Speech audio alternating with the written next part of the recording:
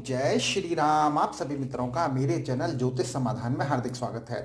दोस्तों, जानेंगे कि कन्या राशि वालों के लिए 2021 का जो साल है वो कौन सी खास खुशखबरी लेकर के आया है, कहाँ पर आपको जबरदस्त तरीके से सफलता मिल सकती है और कहाँ पर आपको थोड़ा सा सावधान रहना इस साल अति आवश्यक है। देखिए, सबसे पहले तो मैं बड़े बड़े ग्रहों की बात करूंगा, क्योंकि गुरु और शनि का सबसे ज्यादा प्रभाव किसी भी व्यक्ति के ऊपर में, जनमानस के ऊपर में, देश के ऊपर में और विश्व के ऊपर में रहता है। देवगुरु बृहस्पति का और ये कर्म गुरु शनिदेव का। ठीक है, यद्यपि आपके राशि के स्वामी सबसे शुभ हैं आपके लिए, लेकिन फिर भी मैं देवगुरु बृहस्पति से सबसे पहले शुरू करूंगा।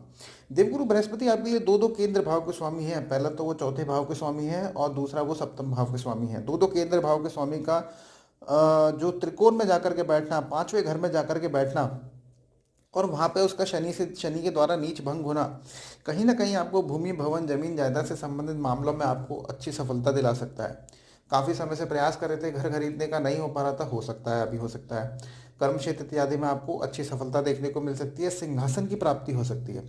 सिंहासन का मतलब ये रहता है कि आपके नीचे में कुछ लोग काम करने लग जाएं, आपका रुतबा बढ़े और जो है नौकरी कर रहे हैं तो वहाँ पर प्रमोशन हो, आप सुपरवाइजर बने, वर्कर से कुछ ऊपर आपके हो जाए। अगर मान लीजिए आप मैनेजर हैं तो सीनियर मैनेजर, जनरल मैनेजर ऐसे, और वो असिस्टेंट जनरल मैनेजर ऐसा कुछ हो। तो यहाँ पर ये जो समय है, और ये भी देखिए 6 अप्रैल तक, यानी कि अभी से लेकर के, और ये 6 अप्रैल 2021 तक ये वहीं रहने वाले हैं। ठीक है, और उसके बाद से 6 अप्रैल 2021 से लेकर के 15 सितंबर 2021 तक देवगुरु बृहस्पति जो है वो छठे भाव से गोचर करेंगे। तो चतुर्थेश और सप्तमेश का छठे भाव में जाना, ये थोड़ा सा आपको यहाँ पे सावधान रहने की आवश्यकता रहेगी। तो यानी कि शुरू के 3 महीने तो ठीक है, चौथे महीने से लेकर के और सितंबर के मध्य तक आपको दाम्पत्य जीवन बचा के रखना है। लड़ाई झगड़े कम से कम करने हैं, नहीं करने हैं। लड़ाई झगड़े में अपना ज्ञान नहीं लगाना है, दिमाग नहीं लगाना है। ठीक है, और कर्जा लेने से बचना है, क्योंकि यहाँ पर हो सकता है गुरु आपको बड़े कर्जे के अंदर में डालें। आप पहले से कर्जे में फंसे हुए, तो यहाँ पर निकलना थोड़ा सा मुश्किल हो जाएगा आपके लिए। ठीक है, और माता के स्वास्थ्य का आपको ध्यान रखना है। अपना घर गिरवी रख के कर्जा नहीं लेना है। ठीक है, क्योंकि ऐसी सिचुएशन आ सकती है, कहीं ना कहीं आपके साथ में पहले प्रॉब्लम चल रही हो, तो इस समय आपके दिमाग में ऐसा आइडिया आ जाएगा कि क्यों ना मैं घर को गिरवी रख के कर्जा ले लूँ, घर पे और कर्जा ले लूँ। तो थोड़ा सा कर्जा लेने से बचें, लड़ाई झगड़े से बचें, बीमारी से बचें। अब देखिए, बीमारी भी क्या होती है कि गुरु को शक्कर बोलते हैं और छठे भाव को रोग बोलते हैं। तो शक्कर का रोग क्या होता है, तो डायबिटीज़ होती है, तो वहाँ थोड़ा सा बच के रहिए। यहाँ पर आपको डायबिटीज़ इत्यादि की दिक्कत आ सकती है। जिनको पहले से दिक्कत है उनको ज़्यादा दिक्कत आ सकती है। तो थोड़ा सा अपने खान पान को नियमित करना आपके लिए आवश्यक रहेगा। यद्यपि बहुत बड़ी दिक्कत नहीं होगी। ऐसा इसलिए है क्योंकि पंचम भाव के अंदर में शनि स्वग्रही होकर के बैठे हुए हैं। वो जो छठे भाव की स्वयं हानि कर रहे हैं। छठा भाव भी उन्हीं का है, तो छठे भाव से संबंधित जो अच्छे परिणाम है वो पंचम से आते ही रहेंगे। और शनि देव को जो कहा जाता है तो कार्य क्षमता कहा जाता है। तो आप थोड़ा सा मेहनत करिए, जैसे डायबिटीज़ इत्यादि है तो थोड़ा सा वॉक कीजिए, तो यहाँ पर आपकी वॉक करने से वो कंट्रोल में आती रहेगी।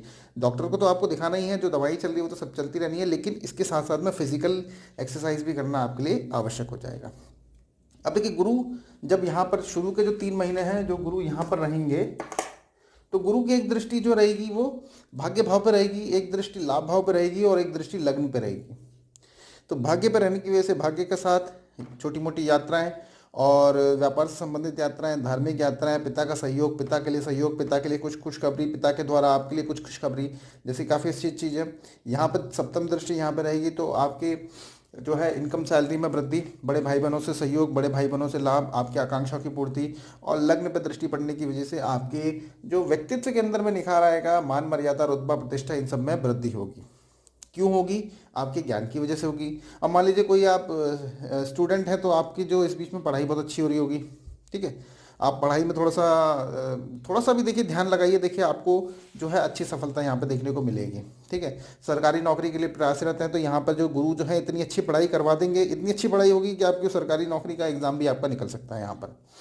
तो ये चीज़ जो है वो यहाँ पर बढ़िया रहने वाली है। इसके बाद में देखिए, शनिदेव जो है वो 23 मई से लेकर के 11 अक्टूबर तक जो है वो पंचम भाव में वक्री हो रहे हैं। तो इस बीच में 23 मई से लेकर के 11 अक्टूबर के बीच में आपको थोड़ा सा जो है वो स्वास्थ्य का ध्यान ज़्यादा रखना होगा।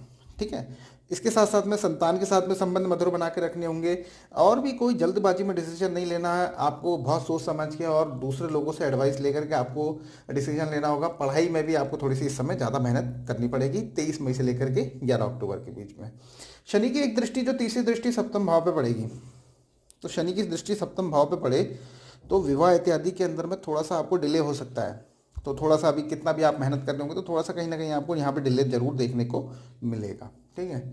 इसके बाद में देखिए शनि की एक दृष्टि लाभ भाव पर रहेगी तो मेहनत करेंगे तो इनकम आमदनी बढ़ती ही रहेगी। और एक शनि की दृष्टि जो है वो धन भाव पर रहेगी तो धन पैतृक संपत्ति इनके अच्छे योग बना देंगे शनि। धन और बैंक बैलेंस के अंदर में अच्छी वृद्धि कर देंगे।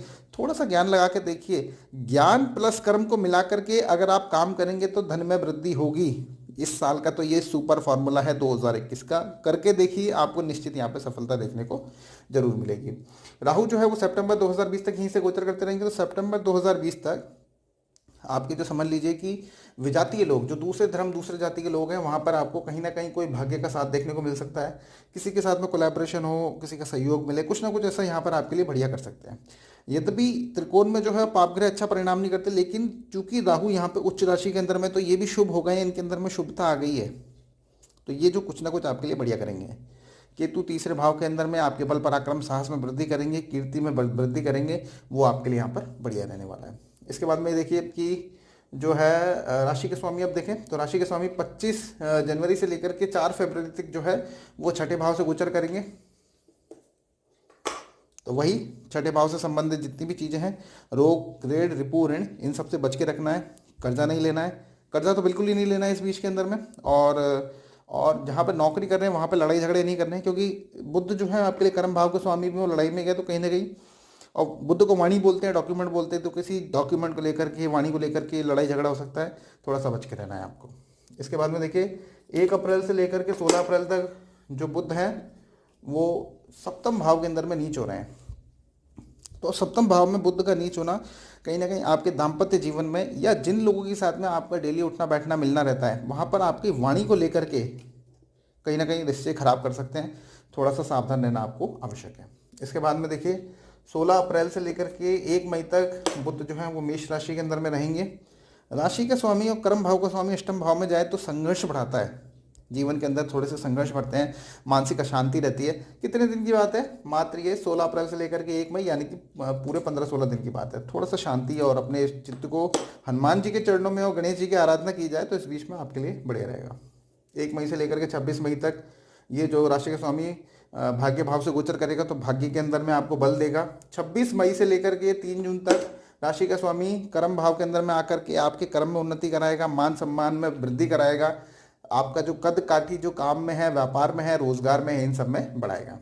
इसके बाद से देखिए कि अब देखिए राशि के स्वामी ऐसा होता हुआ आएगा, लेकिन जो मेन ये है कि 26 अगस्त से लेकर के 22 सितंबर और 2 अक्टूबर से लेकर के 2 नवंबर तक एक लंबा पीरियड तक बुध जो है आपके राशि के स्वामी जो है वो उच्च के रहेंगे। वो वक्री भी रहेंगे, इस बीच में पीछे जाएंगे, फिर दोबारा आएंगे। मैं केवल इसी का फल बता दूं, जो मैंने डेट्स बताई है यहाँ पर बुध जो उच्च के रहेंगे तो आपकी पर्सनैलिटी के अंदर में जबरदस्त तरीके से राइज लेकर के आएंगे, ऊंचे कद की प्राप्ति कराएंगे, स्वास्थ्य में वृद्धि कराएंगे, और बीमारी चल रही है तो बीमारी ठीक होने के भी यहाँ पे योग बनेंगे। तो इसको देखें, ये यहाँ पर लाभ ले तो आपके लिए बढ़िया रहेगा। इसके बाद से देखिए 10 दिसंबर से लेकर के 29 दिसंबर तक जो है वो यहाँ पर बैठ करके सूर्य और बुध उस समय यहीं पर दोनों एक साथ ही रहेंगे।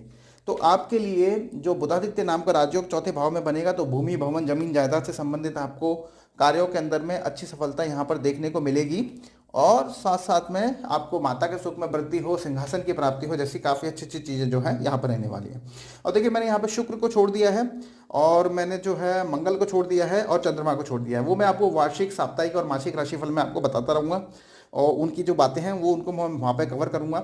मंगल वैसे भी आपके लिए शुभ ग्रह नहीं है, तीसरे और अष्टम भाव के स्वामी है, तो वो आपके लिए बहुत अच्छा कुछ परिणाम करने वाले नहीं है।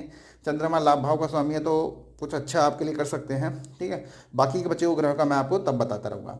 अगर आपको मेरा वीडियो अच्छा लगे तो वीडियो को लाइक करें, तथा कमेंट में आप अपने इष्ट देवता जय श्री राम लिख करके अगर आप मेरा उत्साहवर्धन करेंगे तो आपका बहुत आभार रहेगा।